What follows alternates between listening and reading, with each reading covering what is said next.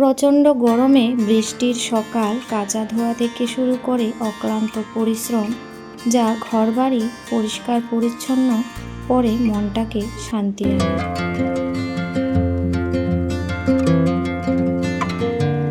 নমস্কার, শুভ সকাল সবাইকে। অনেক স্বাগত আমার পরিবারে। আমি পিঙ্কি, ত্রিপুরা থেকে বলছি।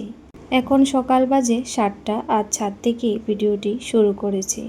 প্রচুর পরিমাণে বৃষ্টি হয়েছে প্রায় ঘণ্টাখানেক। তো ওইদিকে আমি ঘরদোর ঝাড় দিয়ে মুছে কাপড় কাচছিলাম, ততক্ষণ পর্যন্ত খুব মুষলধারে ঝড় বৃষ্টি হয়েছে। ছাদটা দেখতেই পাচ্ছেন, মানে জল একদম জমা হয়ে আছে অনেক জায়গায়। এখনকার বৃষ্টি কিন্তু লেগে থাকে না, কখনো বৃষ্টি হয়, কখনো হাওয়া চলে, আবার একটু করে রোদ্দুর ওঠে। তো সেই বুঝে ভাবলাম না কেচেই দিই, রোদ্দুর উঠলে পরে উঠবে, না হলে এভাবেই শুকিয়ে যাবে। যেহেতু একটা গরম লাগে, ভ্যাপসা গরম ঘরের মধ্যে, আর পাখার নিচে দিলে জলটা ঝরার পর তো কাপড় চোপড় কিন্তু বেশ ভালোভাবে ঘরের মধ্যে শুকিয়ে যায়। তো যাই হোক, এখন কিন্তু হালকা একটু রোদ্দুর দেখাচ্ছে, কিন্তু রোদ্দুর সেই পরিমাণে ওঠেনি, হাওয়া বাতাস ছিল, আর কাপড় চোপড় কিন্তু পরে শুকিয়েও গেছে।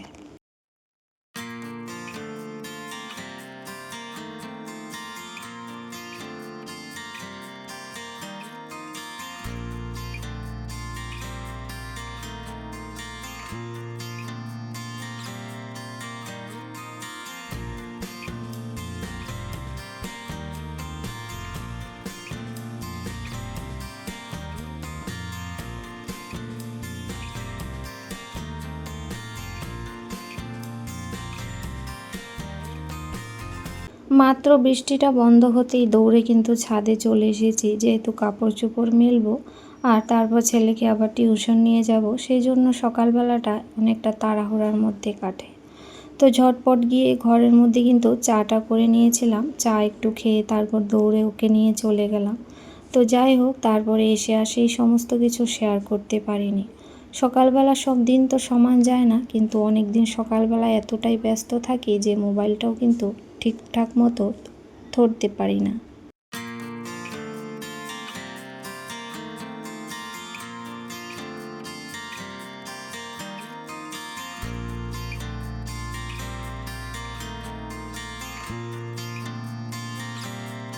সেই অসুবিধার কারণে এখন কিন্তু রোজ আর ভিডিও করে উঠতে পারি না। তো যাই হোক, অনেকগুলি পাপোশও ছিল, সেগুলো কাচা ধোয়া করে দিয়েছি। আর আকাশটা কিন্তু কালো মেঘে ঢেকে আছে, আবার ওইদিকে হালকা করে একটু রোদ্দুর আছে। তো আজকে নিরামিষ থালি, ওই সকালে একটু চা মুড়ি খেয়েছিলাম, আর সেরকমভাবে কিছু খাওয়া হয়নি। তারপরে এখানে রান্না করেছি হচ্ছে আলুর তরকারি আর মুগের ডাল পাতলা করে, আর সাথে ছিল বড়া। এই যে সেই পাতাটা, মানে এটা থেকে সবজিও খাওয়া যায়। তো আর এই সবজিটা হচ্ছে বনের মধ্যে হয়, মানে বন জঙ্গলে যেখানে হয়, পাহাড়ি এলাকা, সেই সমস্ত জায়গার মধ্যে কিন্তু এই সবজিটা ওঠে। আর উপর থেকে যখন কচি ডগাটা বের হয়, এই পাতাটা দিয়ে বড়া ভীষণই সুস্বাদু। এই যে এখন করে নিয়েছি।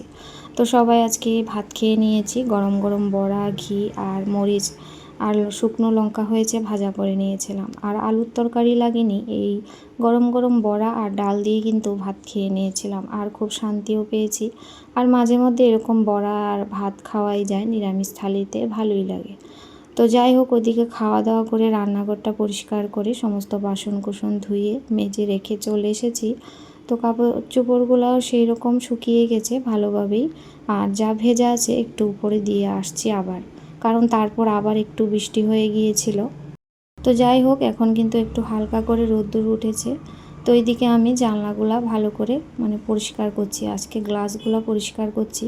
তো সপ্তাহে 1-2 দিন এইভাবে হালকা ফুলকা একটু মোছামুছি করে দিই, আর কয়েকদিন পর পর ভালো করে পরিষ্কার করতে হয়।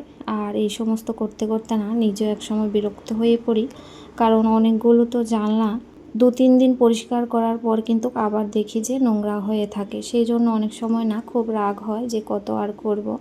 আর অনেক সময় ভাবি না করে উপায় নেই, দেখতে কি একটা অবস্থা। তো যাই হোক, তারপরে এই যে এখানে ওইটা পরিষ্কার করে এদিকেরটাও কিন্তু পরিষ্কার করে নিচ্ছি। তো প্রায় সময় কিন্তু আমি পরিষ্কার করে থাকি, আর মনে হয় না যে সব সময় পরিষ্কার করেও যে এত নোংরা হয়ে থাকে, ধুলবালু পড়ে, তারপর মাকড়সার আসতো, মানে মনে হয় রোজই বাসা বেঁধে থাকে।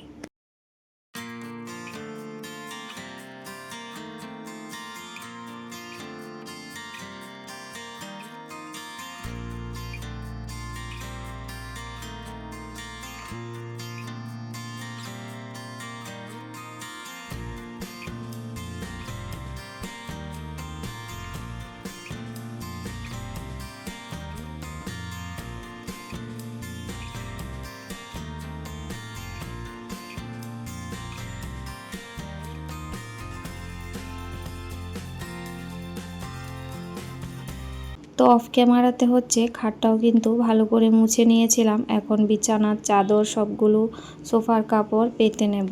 আসলে ধোয়ার সময় সব কিছু টেনে টুনে নিয়ে ধুয়ে দিই, কেচে দিই, সেরকম ঝামেলা হয় না।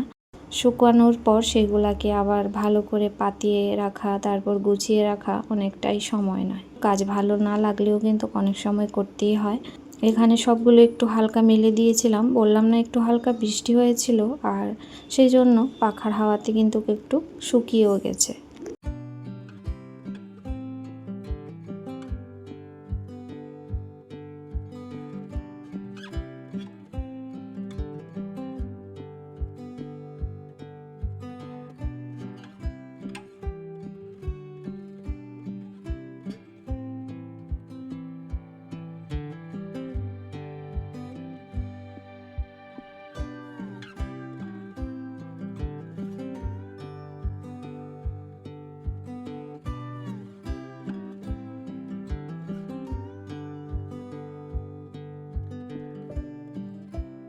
তো কাঠের ফার্নিচার হোক বা যে কোনো ফার্নিচার কিন্তু 2-1 দিন পর পর এভাবেই পরিষ্কার করতে হয়, না হলে এগুলা যে ডিজাইনগুলা তার মধ্যে কিন্তু হালকা করে ধুল পড়তে পড়তে এক সময় মনে হয় খুব ভারী একটা চাপটা কিন্তু পড়ে যায়, আর সেটা কিন্তু সহজে পরিষ্কার হয় না। সেই জন্যই কিন্তু আমি 2-3 দিন পর পর বা 1 সপ্তাহ পর ডিপ ক্লিন করি, কিন্তু 2-3 দিন পর পর ওই হালকা করে মুছে নেওয়ার চেষ্টা করি। তো যাই হোক, এভাবেই পরিষ্কার করতে হয়, না পরিষ্কার করলে কিন্তু নোংরা হয়ে যাবে। আর কোনো জিনিস কিন্তু এভাবে ভালো থাকে না, আর সব জিনিসপত্রই কিন্তু একটু যত্ন আর ভালোবাসা দিয়ে সাজিয়ে গুছিয়ে রাখতে হয়। আর সেই ভালোবাসা আর পরিশ্রম দিয়ে কিন্তু সংসারের প্রত্যেকটা জিনিস কিন্তু খুব সুন্দর ভালো থাকে একটু পরিশ্রমের জন্যই। তো যাই হোক, এই যে এখন কিন্তু সব কটা গুছিয়ে নিয়েছি, আর এই রুমের যা ছিল টেবিল সমস্ত কিছুই পরিষ্কার করে নিয়েছিলাম। আর এখানে কিন্তু বিছানাটাও কিন্তু অফ ক্যামেরায় বেডশিটটা পেতে নিয়েছি। তো তারপরে এই যে ড্রেসিং টেবিলটা কালকেই দেখেছিলাম, মনে হচ্ছে 1 আঙ্গুল পর্যন্ত কিন্তু ধুলো পড়ে আছে, কি করব বলো। তো এই যে এখন কিন্তু পরিষ্কার করে নিচ্ছি, আর আয়নাটার মধ্যে আরও উল্টে লাগছিল।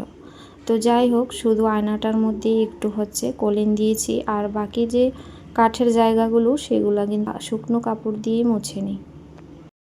এটা কিন্তু কাঠ কালারের মধ্যে, সেই জন্য ধুলোটা কিন্তু বোঝা যায় না, কিন্তু কাছ থেকে দেখলে অনেকটাই নোংরা। আর সেই জিনিসটা কিন্তু আমি অনুভব করতে পারি, যেহেতু আমি সামনে থেকে দেখি, আর আমাকেই কিন্তু করতে হবে। নিজের শরীর একটু ময়লা হয়ে থাকলে পরিষ্কার না করলেও চলবে, কিন্তু ঘরের মধ্যে আসবাবপত্র হোক আর ঘরের যে কোনো জায়গায় হোক ধুলকণা যদি পড়ে থাকে আমার চোখে বাধে। আমি একদমই পারি না এই ধুলবালু পড়ে থাকলে দেখতে। শত কষ্ট হলেও মনে হয় যে একটু পরিষ্কার করে সুন্দর করে গুছিয়ে রাখি।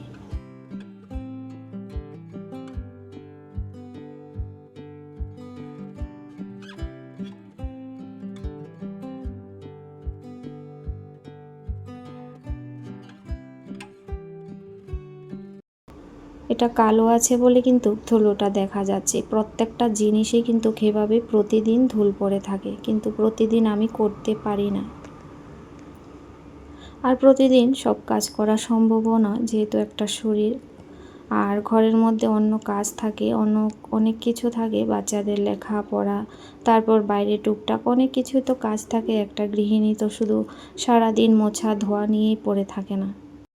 আর আমার ছেলের এখানে কত হাজার করে যে কত কিছু বানায়, আর সেই কাগজের টুকরাও কিন্তু ফেলা যাবে না, না হলে কোথায় গিয়ে খুঁজতে থাকবে যে কোথায় ফেললে বলো আমাকে। সেই জন্য আমি যাই পাই এখানে ওখানে জমিয়ে রাখি ওর জন্যই। আবার অনেক সময় দেখা যায় এত বানাতে বানাতে এক গাদা করে দেয়, তখন কিন্তু আমি ফেলে দিই। তো যাই হোক, এখন কিন্তু এখন গডরেজটা মুছে নিচ্ছি, তারপর আনলা বিছানা সাইডে যা থাকবে একটু একটু করে মুছে নেব। আর তারই মধ্যে কিছু জামা কাপড় ভিজিয়ে রেখেছি, সেগুলা কাচা ধোয়া করব, আর সাথে কিন্তু গাটা একটু ধুয়ে নেব, প্রচুর গরম লাগছিল। তো যাই হোক প্রিয় বন্ধুরা, আজকের মতো ভিডিওটা এখানে শেষ করছি। সবাই খুব ভালো থাকবেন, সুস্থ থাকবেন, আমার সাথে থাকবেন।